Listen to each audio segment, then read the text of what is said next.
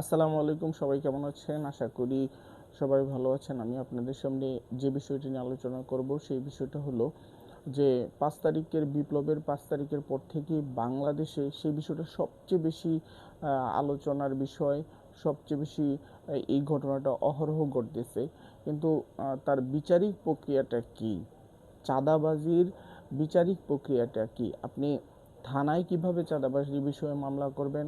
যদি আপনার অবশ্যই যারা আপনার কাছ থেকে চাঁদা দাবি করে তারা তো বেশ ভালো প্রভাবশালী।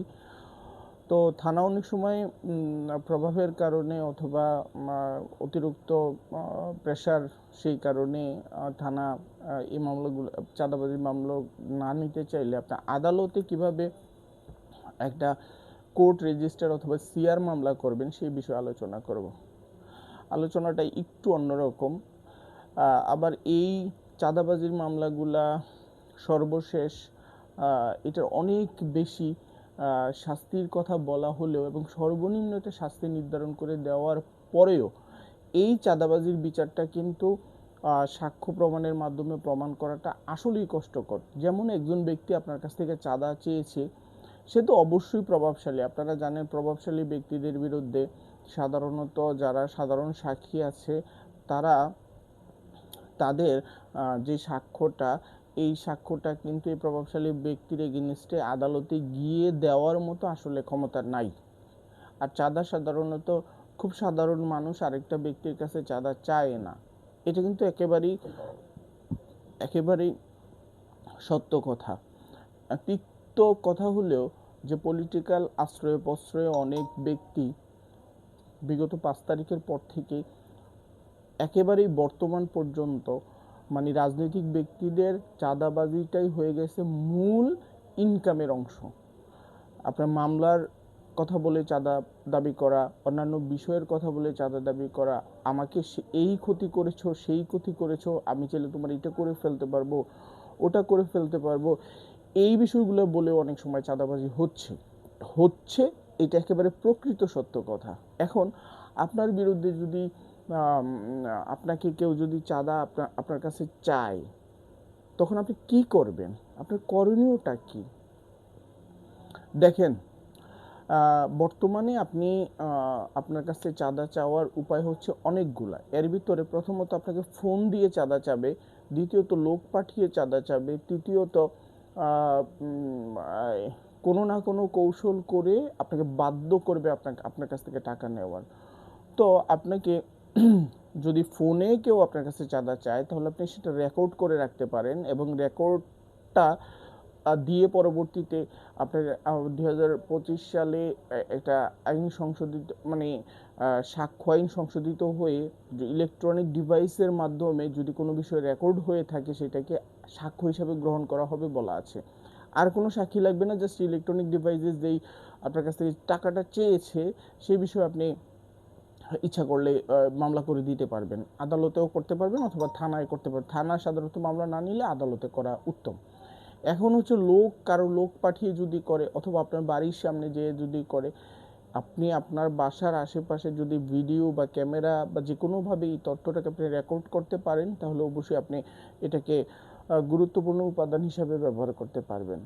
আর এই চাঁদাবাজির মামলাগুলা আপনার সর্বশেষ ট্রায়ালে গিয়ে প্রমাণ করাটা আসলেই কঠিন। যদি কঠিন না হতো, আপনি চিন্তা করেন বাংলাদেশে এত পরিমাণ চাঁদাবাজি হচ্ছে, আসলে এই চাঁদাবাজির মামলার কি কোনো বিচার হচ্ছে অথবা এই চাঁদাবাজির মামলার কি কোনো রায় হচ্ছে? দেখেন, চাঁদাবাজিরটা সাধারণত দণ্ডবিধিতে যেটা হচ্ছে আপনার যেটা হচ্ছে শাস্তিমূলক যে আইনটা আছে, যে দণ্ডবিধির মাধ্যমে পুরো বাংলাদেশ চলে, এই দণ্ডবিধির ৩৮৫ ধারায় বলা আছে শাস্তির কথা যে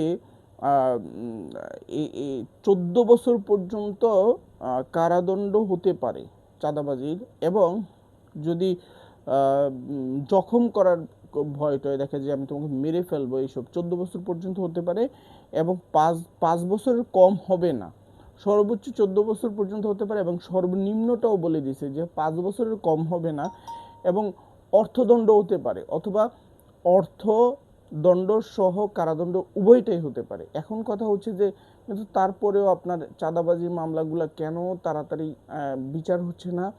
এবং এই বিচারটা কেন দৃশ্যমান হচ্ছে না? এত বড় বড় চাঁদাবাজ বাংলাদেশে বসবাস করে, কোনো চাঁদাবাজেরই কেন আপনার শাস্তি হচ্ছে না? এর মূল কারণ হচ্ছে যে চাঁদাবাজ, কেউ যদি চাঁদা কারো কাছে চায়, চাঁদা চাইছে এটা সত্য, কিন্তু এই এত মিডিয়াতে আসার পরে ওই ফ্যাক্ট নিয়ে চাঁদাবাজির মামলা হচ্ছে না।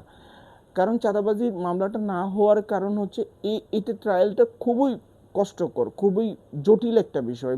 বিচার প্রক্রিয়ার বা মামলা হওয়ার পরেও আপনি সে যে চাঁদা চেয়েছে সেটা প্রমাণ করাটা অনেক গুরুত্বপূর্ণ মামলাকে টিকিয়ে রাখার জন্য, এবং সেইটাই হচ্ছে জটিল বিষয়। এখন তারপরেও বাংলাদেশের বিচার ব্যবস্থাকে আপনাদেরকে মানতে হবে বাংলাদেশে বসবাস করতে হলে, এবং বিচার ব্যবস্থা মেনে আপনি চাঁদাবাজি বিষয়টাকে, যখন আপনি এই চাঁদাবাজির সম্মুখীন হবেন, আপনার কাছে চাঁদা চাবে, এটা যে কোনো ব্যক্তি চাইতে পারে। যদি আপনাকে চাঁদা চায় রাজনৈতিক কারণে বা অন্য কোনো কারণে আপনার কাছে চাঁদা চায়, আপনি যতটুকু সম্ভব আপনি রেকর্ড করাটা হচ্ছে আপনার বুদ্ধিমানের কাজ হবে। পরবর্তীতে আপনি থানাতে মামলা করার চেষ্টা করতে হবে।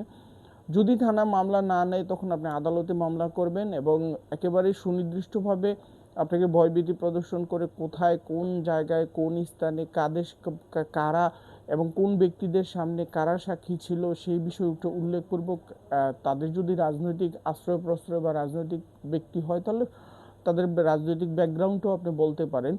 আপনি আদালতে দাঁড়িয়ে, আদালতের সামনে যখন আপনি পরিপূর্ণ সত্য কথাটা উপস্থাপন করার চেষ্টা করবেন, আদালত যদি মনে করে যে আপনি যা বলতেছেন তা সত্য, এবং আদালতের কাছে যদি মনে হয় যে বয়েস শুনে অথবা পরিস্থিতির প্রেক্ষাপট ব্যাখ্যা বিশ্লেষণ করে যদি আদালত মনে করে যে আপনি সত্যিই চাঁদাবাজির সম্মুখীন হচ্ছেন এবং আপনার কাছ থেকে চাঁদাবাজি হয়েছে অথবা আপনার কাছে চাঁদার দাবি করা হয়েছে, তখন আদালত সেই মামলাটাকে আমলের সাথে সাথে নিয়ে নিতে পারে। নিয়ে থানাকে বলতে পারে যে এই অভিযোগটাকেই এফআইআর হিসাবে গ্রহণ করে আসামিকে ধরে আদালতে বিচারের জন্য পাঠানোর জন্য। সুতরাং এই চাঁদাবাজিটা এমনভাবে শুরু হয়েছে, চাঁদাবাজিটার বিরুদ্ধে আমাদের সবাইকেই সচেতন হতে হবে এবং আইনের প্রতি শ্রদ্ধাশীল হয়ে, যে চাঁদাবাজি সংক্রান্ত বিষয়ে যেহেতু দণ্ডবিধির 375 সহ অন্যান্য আরও কিছু ধারা আছে, আপনি ইচ্ছা করলে এই আইন অনুযায়ী আপনি চাঁদাবাজদের বিরুদ্ধে ব্যবস্থা নিতে পারেন। ধন্যবাদ সবাইকে, ভালো থাকবেন, আসসালামু আলাইকুম।